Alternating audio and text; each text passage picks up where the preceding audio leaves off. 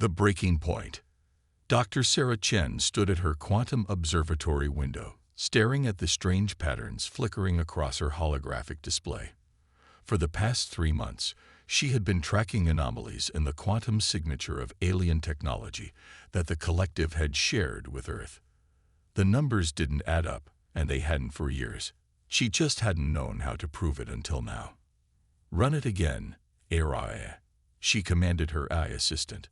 The laboratory hummed as the quantum sensors realigned, scanning the molecular structure of the supposedly advanced medical scanner the collective had gifted to their research facility. "Analysis complete, Dr. Chen.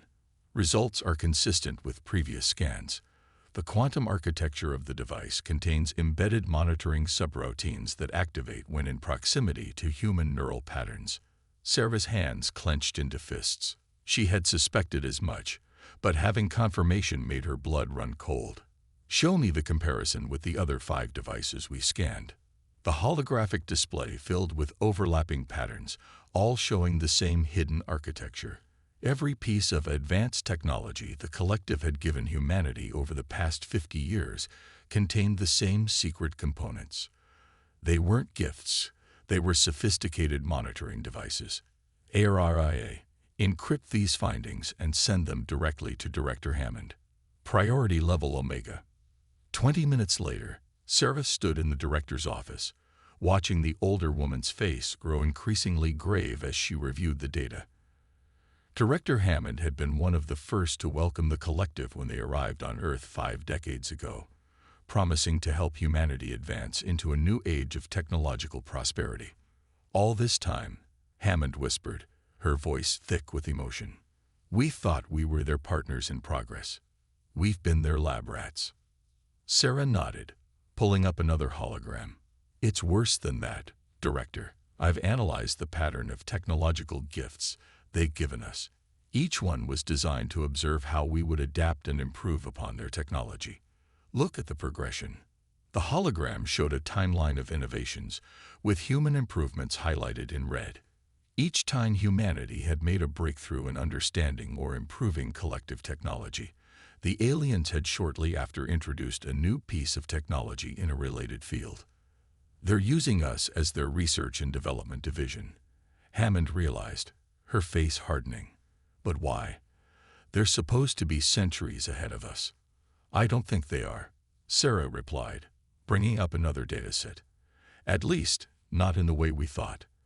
They have more advanced technology, yes, but look at the rate of their technological progress before they encountered Earth compared to after." The graph told a stark story. The collective's rate of technological advancement had been relatively flat for centuries until they made contact with Earth. After that, their progress had accelerated dramatically, always shortly after humans had made breakthroughs with their gifted technology.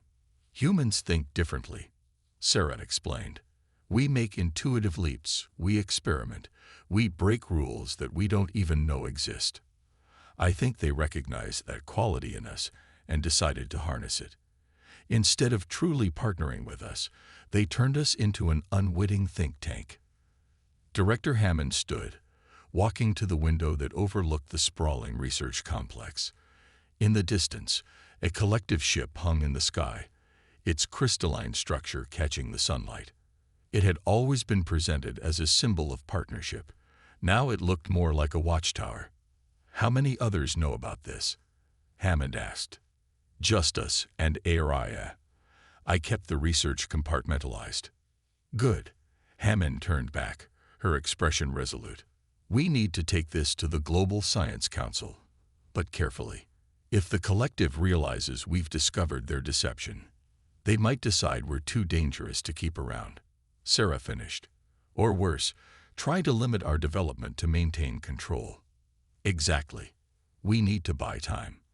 Hammond activated her secure communications panel. "I'm calling an emergency session of the Council, but we'll disguise it as a routine progress review.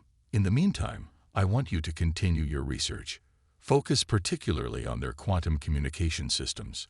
If we're going to outmaneuver them, we need to ensure they can't monitor our communications."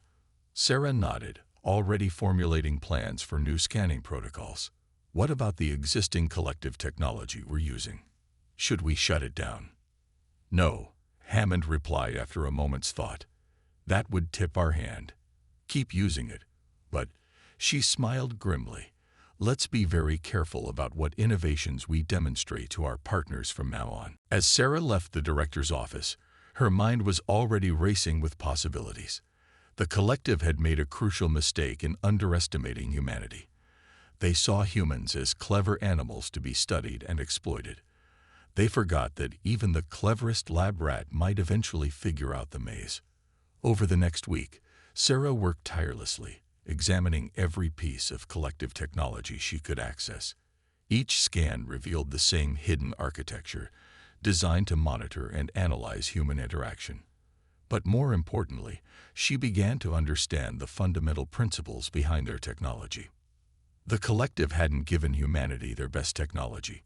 They'd given them carefully controlled versions, limited in specific ways. But those limitations themselves provided clues about what was possible. It was like seeing the shape of a puzzle by examining the pieces that were deliberately left out. When the Global Science Council convened, Sarah presented her findings to 200 of Earth's leading scientists. The room was silent as she laid out the evidence, then erupted into controlled chaos as the implications became clear. This changes everything, Dr. Patel, the quantum computing expert from New Delhi, declared. But it also gives us an unprecedented opportunity. We've been studying their technology for decades, trying to understand it. Now we know we've only been seeing what they wanted us to see. Which means we can start developing our own technology, Dr. Rodriguez added, based on what we've learned but not constrained by their artificial limitations. Director Hammond stood, commanding attention. That's exactly what we're going to do. But we need to be smart about this.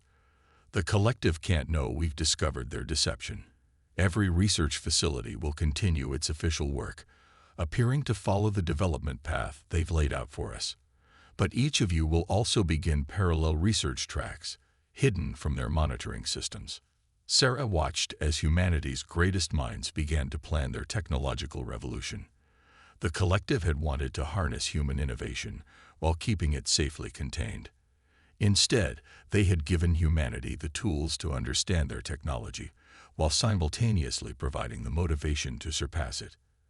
As she looked around the room at her fellow scientists, Sarah saw the same determination in their eyes that she felt. The collective had treated humanity like clever animals in a cage, feeding them treats and studying their responses. They were about to learn that you should never cage something unless you're absolutely certain you can contain it. The breaking point had been reached. Humanity would no longer be the collective's unwitting research division. It was time to show them exactly what human innovation could really do. And this time, humanity would be the ones controlling the experiment. Silent thunder. 3 months after the Global Science Council's secret meeting, the Santiago Quantum Research Facility looked exactly the same as it always had, at least on the surface. Dr. Marcus Rivera walked through its pristine halls, nodding to his colleagues as he made his way to the newly constructed storage level, 40 meters below ground. The guard scanned his biometrics before allowing him entry. As the elevator descended, Marcus reflected on how quickly things had changed.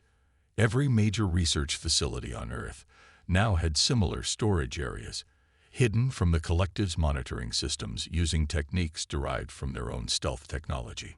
The doors opened to reveal a vast chamber humming with energy. Dr. Sarah Chen stood at the central control station, her fingers dancing over holographic controls as she fine-tuned their latest breakthrough. "How's our baby doing?" Marcus asked, joining her at the console. Sarah's eyes never left the readouts. "The quantum field is stable. We're achieving 99.9% information density in the entangled particles. The collective's communication systems suddenly look like smoke signals in comparison." Marcus studied the data streaming across the screens. The quantum communication network they were building would allow instant, untraceable communication across any distance. More importantly, it operated on principles the collective had deliberately avoided in their gifted technology.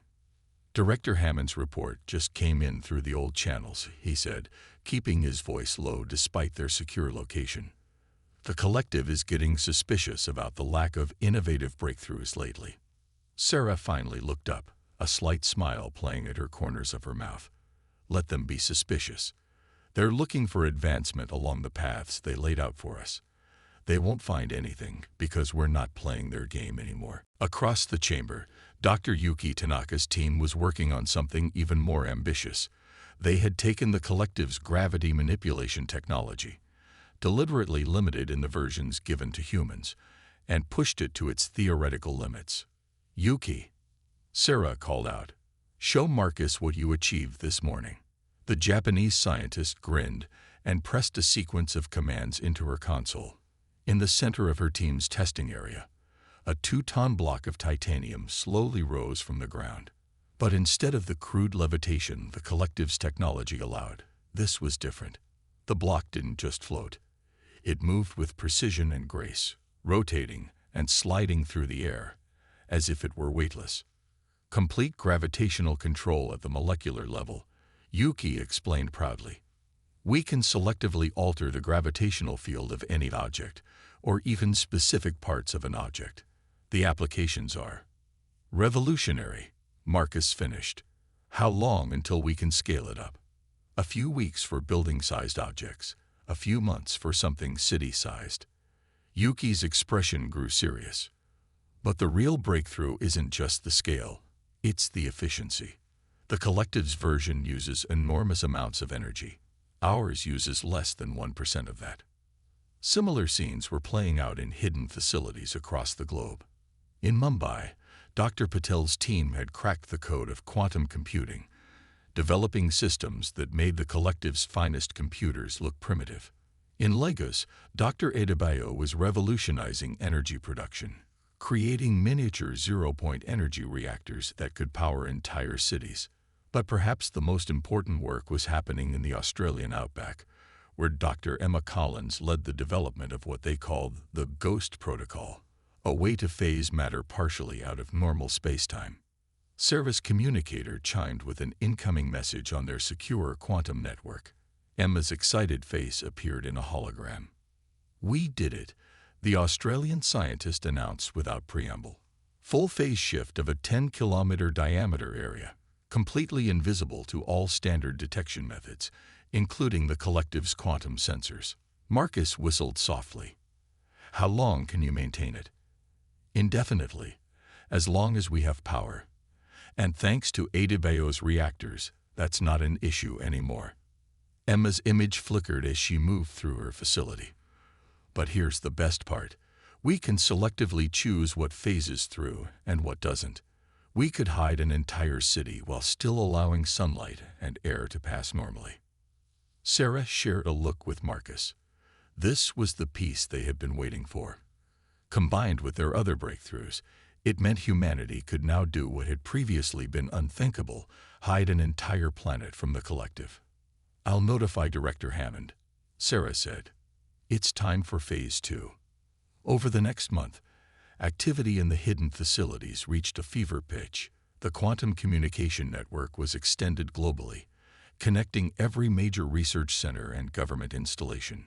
Yuki's gravity control systems were scaled up and tested on larger and larger objects. Emma's phase shift technology was refined and prepared for planetary-scale implementation. All the while, humanity maintained its facade of normal research and development. When the collective's representatives visited, they were shown carefully crafted projects that seemed to advance along expected lines. If they noticed that these advances were coming more slowly than before, they showed no obvious concern. But the collective wasn't entirely blind. Their monitoring devices, still active in the technology they'd given to humanity, showed subtle changes in usage patterns. Human scientists seemed to be spending less time with certain pieces of equipment. Power consumption at major research facilities had shifted in unusual ways. In orbit, the crystalline ships of the collective's observation fleet registered these anomalies and began more detailed scans of the planet below. Their reports, transmitted back to the collective's central authority, carried the first hints of worry. The humans were up to something, but by the time the collective realized what it would be far too late. In her underground lab, Sarah reviewed the final preparations with her team. The quantum network was ready. The phase shift generators were in place at strategic locations around the globe. Yuki's gravity control systems had been integrated into the planetary defense grid. Status report. Director Hammond's voice came through the quantum link, addressing all facilities simultaneously. One by one, the facility leaders reported in. Mumbai was ready. Lagos was ready. Santiago, Sydney, Moscow, Beijing, all reported full readiness for Phase 2. Very well. Hammond's voice carried the weight of history. Humanity has been the collective's unwitting research division for 50 years. They've studied us, used us, and underestimated us. Now it's time to show them exactly what humanity can do when we put our minds to it.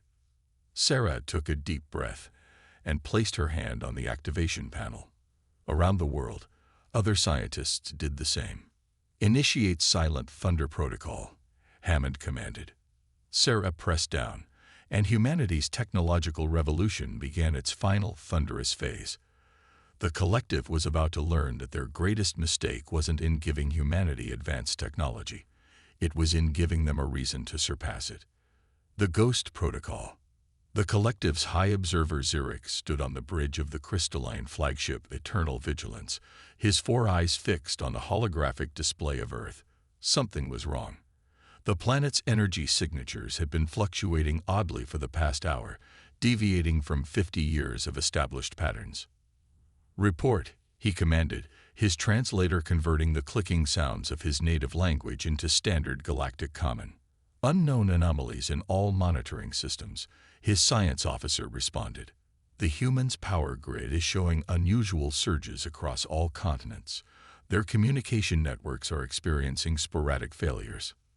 Zurich's secondary eyes narrowed. The humans were clever, too clever, sometimes, but they were also predictable.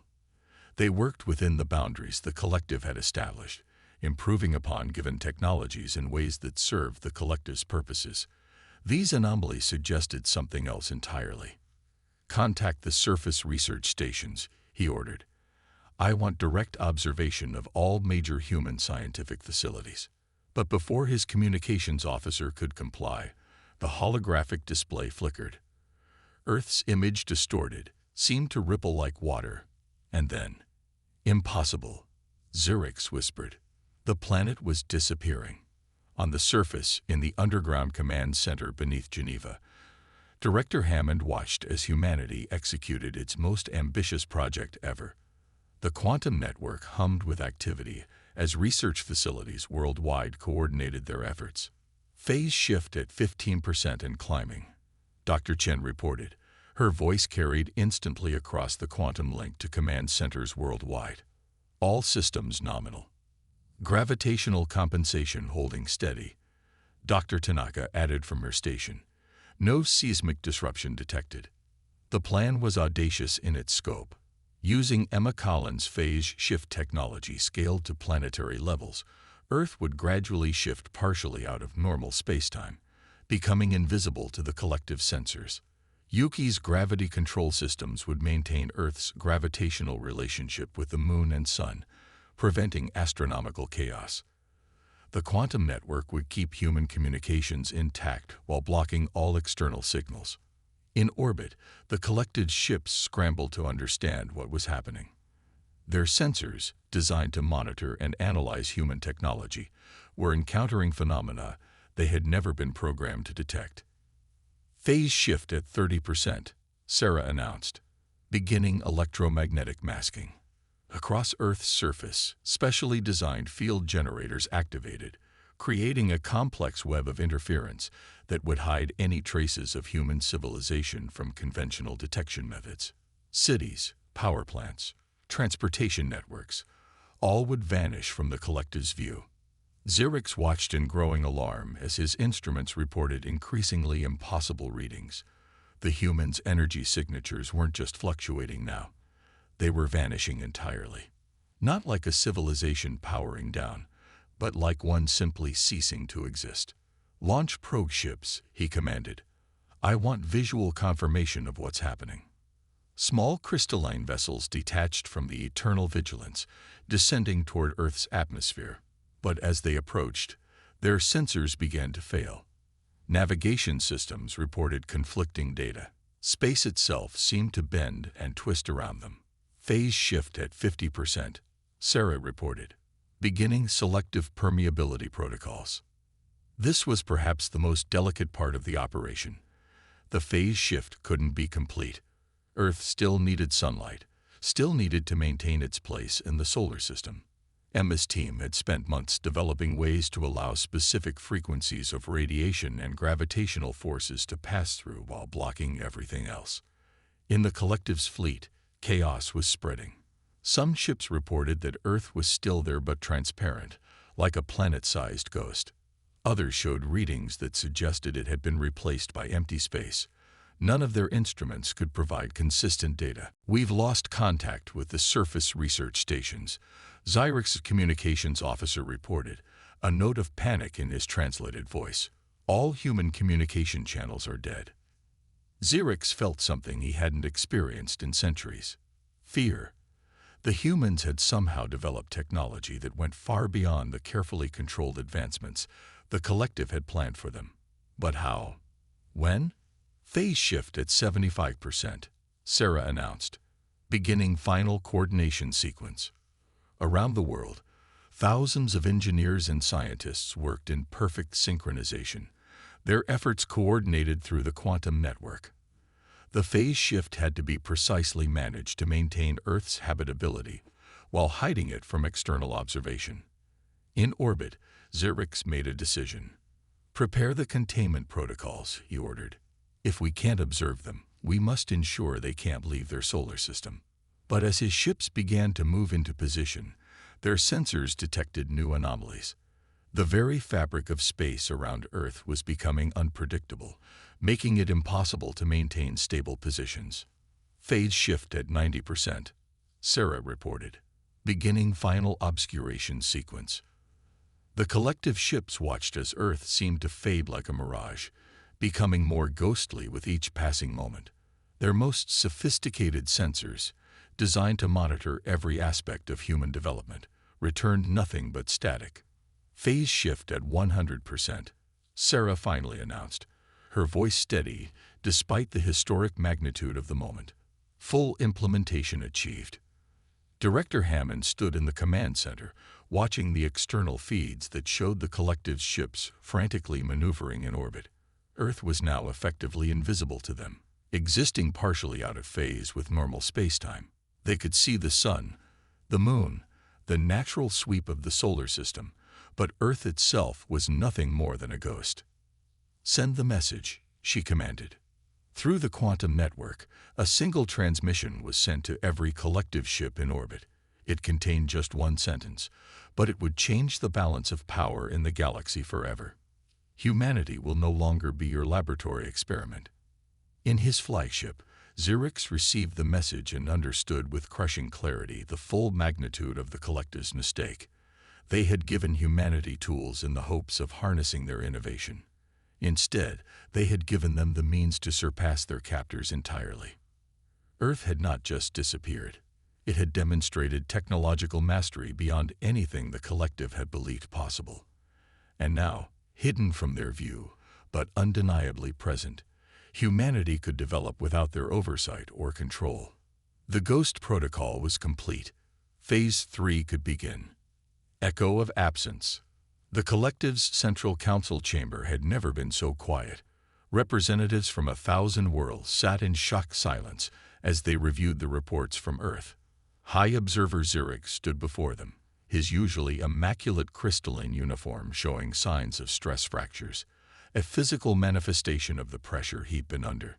3 standard months have passed since Earth implemented what they call the Ghost Protocol, he reported. In that time, we have deployed our most advanced detection systems, consulted our finest scientific minds, and attempted every known method of observation. The planet remains completely hidden from our sensors, while maintaining its orbital mechanics perfectly. First speaker Kalen, her bioluminescent form pulsing with agitation, leaned forward. And the consequences of this absence. A new hologram appeared in the center of the chamber, showing spreading patterns of disruption across collective space. Economic indicators glowed red. Trade routes showed increasing instability. Production metrics revealed deepening shortfalls. The effects have been more severe than initially projected, Xerix continued. We didn't realize how deeply human innovation had been integrated into our systems until it was gone. In the shadows of the chamber, Administrator Van Wash with growing concern. She had warned the council about this possibility years ago, but they had dismissed her fears. Humans were too primitive, they said, too dependent on collective technology. They had forgotten that dependency could work both ways. The hologram shifted to show specific impacts. Collective medical facilities were struggling without human-enhanced biotechnology. Manufacturing centers that had relied on human-inspired improvements were seeing dramatic drops in efficiency. Even their vaunted quantum computation networks were showing signs of strain without human intuitive leaps to optimize them. The humans didn't just disappear. Ven spoke up, her voice carrying across the chamber. They took their innovation with them.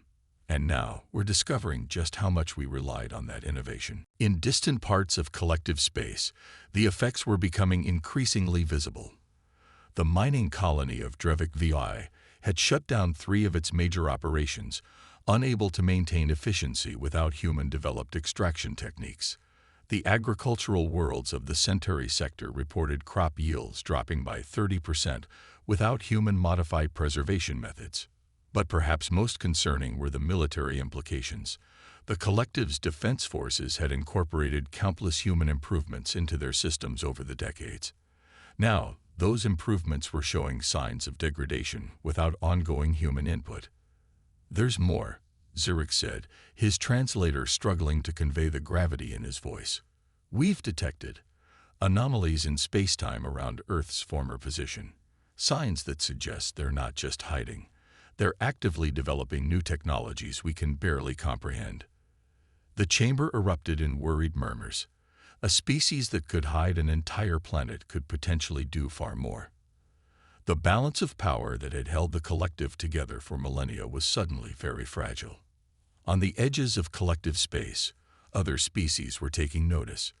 The Vorathi, long held in check by collective military superiority, began testing boundaries. The Quantum Communion, a rival alliance of civilizations, started making diplomatic overtures to worlds that were growing disillusioned with collective leadership. But it wasn't just political instability threatening the collective. Their entire approach to technological development was being questioned. For centuries, they had practiced careful, controlled advancement, building on established principles. The humans had shown them something different: creative leaps, intuitive breakthroughs, radical new approaches to old problems. "We need to contact them," Administrator Van insisted, not as controllers or overseers, but as equals, perhaps even as students. The suggestion sent shockwaves through the chamber. The idea that the collective might need to learn from a species they had seen as primitive was almost incomprehensible to many members. But the evidence was becoming impossible to ignore. Trade routes that had operated smoothly for centuries were now plagued with inefficiencies. Scientific research that had progressed along predictable paths was stalling without human insights to spark new directions. Even their social structures were showing signs of strain as member species began questioning the collective's leadership. In a secure observation post at the edge of the solar system, Dr. Sarah Chen and her team monitored the quantum echoes of the collective's growing crisis. Earth's phase shift technology worked perfectly, keeping the planet hidden, but they could still observe the galaxy around them. "They're starting to understand," she told Director Hammond through their quantum link. "The disruption is spreading faster than even we predicted." Hammond's holographic form nodded. "And our own development." Sarah smiled, gesturing to the displays around her. Freed from the collective's monitoring and constraints, human innovation had exploded. New technologies were being developed at an unprecedented rate. Theories that had been dismissed as impossible were being proven and implemented. "We've achieved more in 3 months than we did in 50 years under their observation," she reported. The phase shift technology was just the beginning. We're seeing breakthroughs in everything from energy production to space-time manipulation. In the collective council chamber, the debate had turned to desperate measures. Some suggested attempting to force Earth's reappearance through extreme means. Others advocated for trying to replicate human innovation methods with other species. But Administrator Ven's voice cut through the chaos. "We made a fundamental mistake. We saw human creativity as a resource to be harvested and controlled. We never considered that it might be something we needed to understand and nurture." As if in response to her words, quantum sensors throughout collective space detected a new phenomenon. Brief flickers of human technology, appearing and disappearing at various points across the galaxy. Earth wasn't just hiding. It was developing the ability to project its presence wherever it chose. The message was clear. Humanity would no longer be contained or controlled. The collective had wanted to guide human development along safe, predictable paths. Instead, they had taught humanity enough to break free entirely. And now they were facing the consequences of their hubris. The echo of Earth's absence was becoming a thunder that threatened to shake the collective's carefully ordered galaxy to its foundations. And somewhere, hidden behind their phase shift veil, humanity was watching, waiting, and continuing to evolve beyond anything their former overseers had imagined possible. Balance of power. 6 months after Earth's disappearance, the collective's emergency session was interrupted by an unprecedented event. In the center of their council chamber, a perfect hologram materialized, not projected from their systems, but somehow existing independently in space. Director Hammond stood before them, her image as solid as if she were physically present. "Greetings, members of the Collective Council," she said, her voice calm and measured. "We believe it's time for a conversation." The chamber erupted in chaos. Security systems activated automatically but passed harmlessly through the projection. Sensor readings showed that the hologram was being generated through means they couldn't even detect, let alone understand. First speaker Callan raised a hand for silence. "You've caused considerable disruption to galactic stability," she said, trying to maintain authority in her voice. "No," Hammond replied. "You caused the disruption by building your society on the exploitation of our species. We simply stopped allowing it." Administrator Ven stepped forward. "She's right, and I believe they're here to negotiate new terms." As if in response to her words, new holograms appeared throughout the chamber.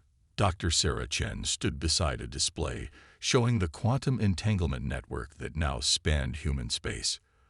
Dr. Yuki Tanaka appeared next to a representation of their gravity control systems. Each scientist stood beside evidence of how far human technology had advanced since breaking free from collective oversight. "For 50 years, Hammond continued, you treated us like clever animals in a laboratory. You gave us limited tools and studied how we would improve them. You thought you were guiding our development. Instead, you taught us how your technology worked while giving us every reason to surpass it." The displays around the chamber shifted, showing the true extent of human advancement. The phase shift technology that hid Earth was just the beginning. They had developed ways to manipulate space-time itself, created energy sources that defied collective physics, and achieved levels of quantum computation that the collective had believed impossible. "We don't want war," Sarah added, her hologram stepping forward. "We never did. But we will no longer accept being treated as your research subjects." High Observer Xerix, who had watched his carefully maintained system of control unravel, found his voice. "What do you want?" "A true partnership," Hammond answered. "Not one built on manipulation and control, but on mutual respect and genuine collaboration." The chamber filled with new holograms, showing the problems spreading through collective space. Failed harvests on agricultural worlds, stalled production in manufacturing centers, trade routes plagued by inefficiencies. "You've built your entire civilization around controlling and directing innovation," Sarah explained. "But real innovation doesn't work that way.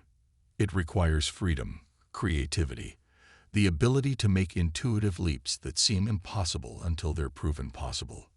Administrator Venn stepped into the center of the chamber. She's right. Our way has brought us stability, but it's also brought us stagnation. The humans have shown us there's another path. We propose a new arrangement, Hammond said. Earth will return to normal space. We'll share our advancements and continue to contribute to galactic development. But we do so as equals, not as subjects. And we maintain our independence, including our right to develop technologies without oversight or constraint. The council chamber grew quiet as the implications became clear. The collective faced a choice: adapt to a new reality where they weren't in complete control, or continue to watch their carefully ordered society crumble. First Speaker Callan rose slowly. And if we refuse?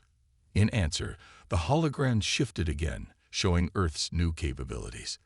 The phase shift technology could be modified to hide human ships, allowing them to move unseen through collective space. Their quantum network could bypass all collective communication security. Their gravity control systems could disrupt collective drive technologies. We don't make threats, Hammond said quietly. We're simply showing you reality. You can no longer control us. You can only choose how to relate to us.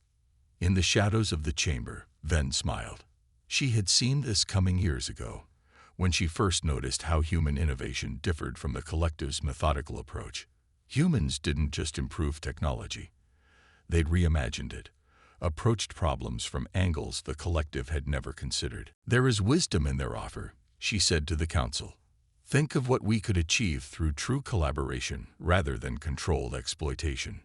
The chamber filled with discussion as representatives from 1,000 worlds debated the proposal, but the outcome was inevitable. The collective had built too much of their civilization on human innovation. They needed humanity's creativity and intuitive problem-solving. The only question was whether they would accept this new reality gracefully or be forced into it by circumstance. First Speaker Callan finally raised her hands for silence. We will need to establish new protocols, new frameworks for interaction. No, Hammond interrupted gently. That's the old way of thinking. We'll work together as equals, learning from each other's strengths. Your stability and our creativity. Your experience and our innovation. But no more protocols designed to control or constrain. Across the galaxy, quantum sensors detected a change. Earth was beginning to phase back into normal space, becoming visible for the first time in 6 months. But it was a different Earth than the one that had disappeared. Arrays of new satellites orbited the planet, showing technological advancement far beyond anything the collective had anticipated. Welcome, Hammond said, to a new era of true collaboration. The implications rippled through the galaxy. Other species that had been controlled and guided by the collective began to assert their own independence. The rigid hierarchy that had defined galactic civilization for millennia began to transform into something more dynamic, more collaborative. The collective had sought to harness human innovation while keeping it safely contained. Instead, they had created the catalyst for their own transformation. As Earth resumed its visible place in the galaxy, it stood not as a subject world to be studied, but as a symbol of what was possible when creativity and innovation were truly set free. The balance of power had shifted, not through force or violence, but through the simple act of humanity showing what it could achieve when unshackled from control. The galaxy would never be the same, and that was exactly what it needed.